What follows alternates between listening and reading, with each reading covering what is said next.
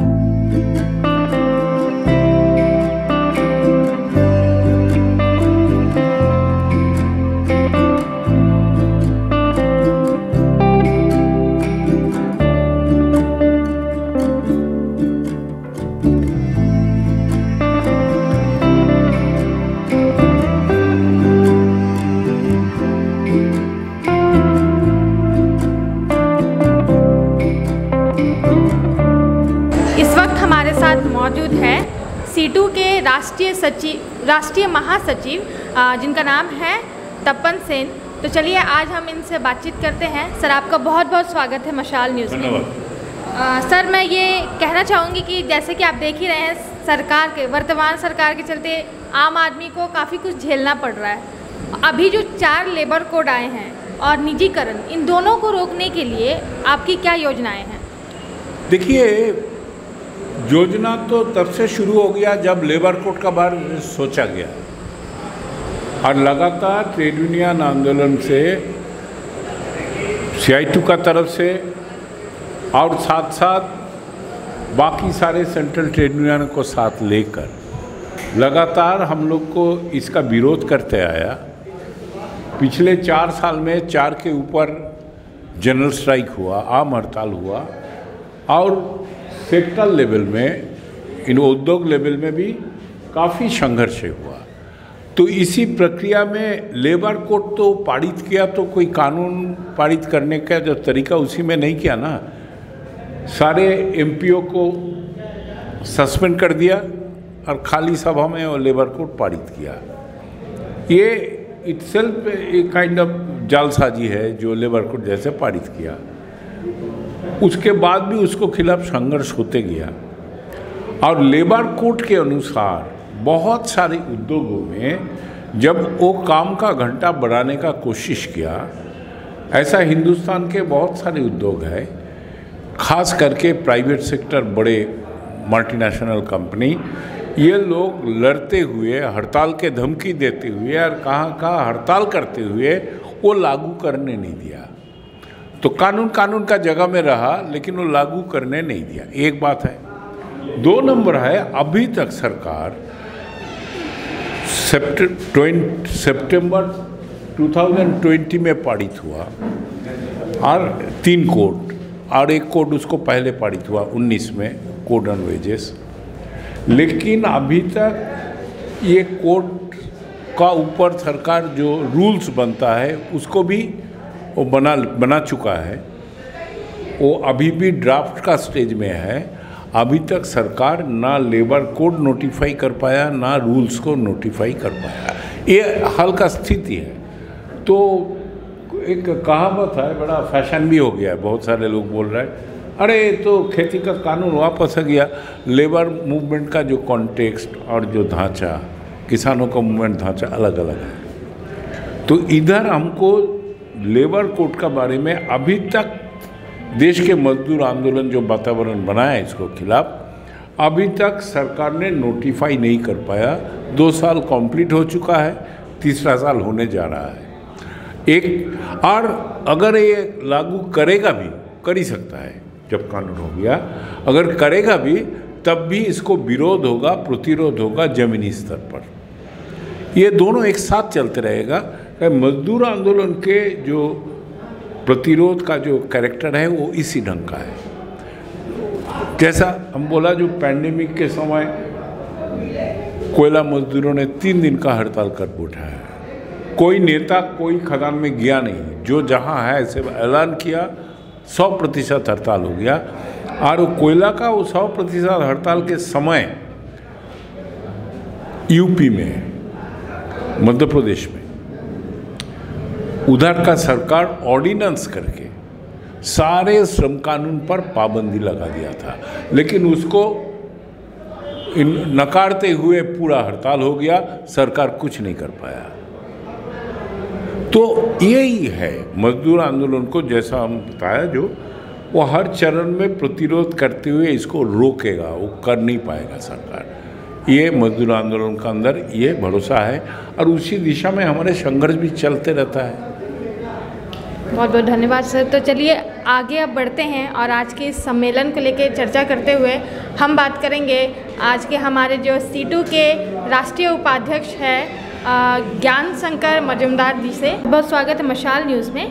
और आप ये बताइए कि अभी जो देश में अंतर्राष्ट्रीय भक्त की हवा जो चल रही है, इसे मतलब मजदूरों को इसके खिलाफ जाने के लिए आप कैसे शिक्षित कर रहे हैं? ये सबसे पहले तो मैं बता देना चाहता हूँ, हमारे देश के जो संविधान है धर्मनिरपेक्ष उसका एक बुनियाद है। जबकि पाकिस्तान राष्ट्रीय धर्म है, बहुत से देश में राष्ट्रीय धर्म है, लेकिन हमारे देश में धर्मनिरपेक्षता को आधार बनाए आज से नहीं, गांधी जी का जब से आंदोलन हुआ, आज़ादी का आंदोलन, तब से एक महत्वपूर्ण सवाल जो है धर्मनिरपेक्षता के सवाल, उसको जो अभी जो चल रही है उसको बदलने का प्रयास हो रही है, संविधान के बुनियाद को बदलने का प्रयास हो रही है, जिसको आप राष्ट्रीय प्रचार अभियान कह रहे हैं, अंधभक्त कर रहे हैं। क्योंकि वो एक बहुत लंबी दूरी का उनका प्रयास है कि इस देश को धर्मनिरपेक्षता से धार्मिक आधार पर उसको राष्ट्र करे, जैसे जिसके आधार पर श्यामा प्रसाद मुखर्जी ने पार्टीशन मांगा था। तब से आ रहा है कि ये पार्टीशन हो धर्म के आधार पर। तो बुनियाद तो उनका वही है कि धर्म के आधार पर चलेगा। ये आज से नहीं, बहुत दिन से इनका प्रयास है और खास करके इसको राजनीति में बहुत इस्तेमाल किया जा रहा है, चुनाव जीतने के लिए, राजनीति के लिए इस्तेमाल किया जा रहा है। लोगों का जो धार्मिक भावना है वो तो अंतर्निहित है, होता है, कोई भी धर्म का हो, अपना भावना जो होता है उसको अपना राजनीति में गलत इस्तेमाल करना इन लोग का प्रयास है।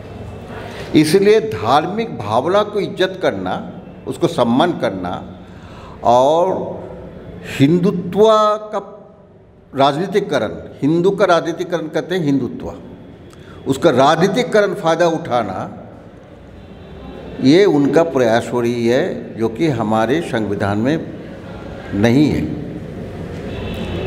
इसके खिलाफ में इसीलिए हम जो लड़ रहे हैं, मजदूर वर्ग जो लड़ रहा है, हमारे देश का जो बुनियादी आधार है धर्मनिरपेक्षता, उसका रक्षा करने के लिए आज़ादी के संघर्ष में अंग्रेज जमाना में भी हम हिंदू मुस्लिम एक होकर के राष्ट्रीय भावना के ऊपर उठ करके, ये राष्ट्रीय भावना के बार बार आरएसएस का प्रयास था बाद में, लेकिन मजदूर वर्ग नहीं माना। एक साथ में मिल करके अंग्रेज़ों के खिलाफ में जो संघर्ष किया उसका बुनियाद था धर्मनिरपेक्षता, उसी को लेकर के चल रहे हैं। अभी इसीलिए बीएमएस को छोड़कर बाकी जितना केंद्रीय मजदूर संगठन है, हम एकजुट हो गए। एकजुट होकर के 26 नवंबर 2020 को जो देशव्यापी हड़ताल हुआ मजदूरों का, और 200 किसान संगठन मिल करके जो संयुक्त किसान मोर्चा बनाया, इन लोगों का उसी दिन पार्लियामेंट कुछ किया। और 26 नवंबर 2020 का कोई ऐतिहासिक दिवस है, उन लोगों को जाने नहीं दिया। तब से हमारे आंदोलन चल रही है, इसलिए वो लगातार ये आंदोलन अभी कड़ी के रूप में देखा जाए, अलग अलग आंदोलन के टुकड़ा नहीं है, तब से चल रहा है इसका रेजिस्टेंस। सर देखा जाए तो दिन प्रतिदिन महंगाई बढ़ रही है, ठीक है, तो इसे लेकर आपकी क्या प्रतिक्रिया है? कैसे इस महंगाई को रोका जा सकता है? ये जो है ये सरकार का नीति के कारण भी महंगाई हो रही है। पहले तो है जितना ज़रूरत के सामान है उस पर जीएसटी लगा दिया। आज जीएसटी पहले था सेल टैक्स राज्य सरकार लेते थे, सेंट्रल गवर्नमेंट सिर्फ अपना जो प्रोडक्शन है उसी का कुछ टैक्स लेते थे। अब जीएसटी के बाद सेंट्रल गवर्नमेंट भी अपना शेयर लेने लगा सेल पर, इसलिए हर चीज़ों पर जीएसटी लगा देना और सेंट्रल गवर्नमेंट उसका पैसा ले लेना। ये जब जीएसटी शुरू हुआ तो सेंट्रल गवर्नमेंट का बड़ा हिस्सा चला जाता है। जितना मूल्य वृद्धि होगा उतना ही जीएसटी प्रोपोर्शन सरकार को बढ़ेगा। इसलिए सरकार जानबूझ करके मोदी सरकार अपने डेफिसिट घटाने के लिए मूल्य वृद्धि के माध्यम से, जीएसटी के माध्यम से टैक्स बढ़ा करके उसका अपने शेयर को बढ़ा रहा है। ये बोझ, आर्थिक बोझ जो है उन लोग का छूट दे रही है, बड़े बड़े उद्योगपतियों को, अंबानी अदानी इन लोग का छूट दे रही है।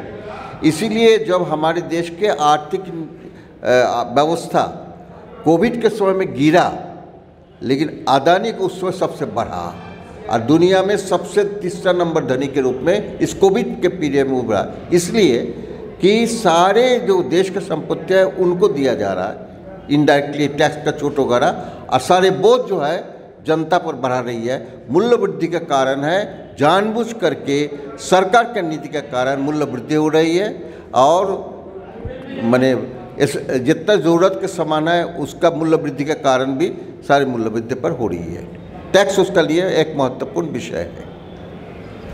तो ये थी हमारी आज दो खास मेहमानों से बातचीत। इसी के साथ मैं अनिशा मशाल न्यूज़ के इस वीडियो से लेती हूँ विदा। फिर मिलेंगे अगले वीडियो में, तब तक के लिए आप देखते रहिए मशाल न्यूज़।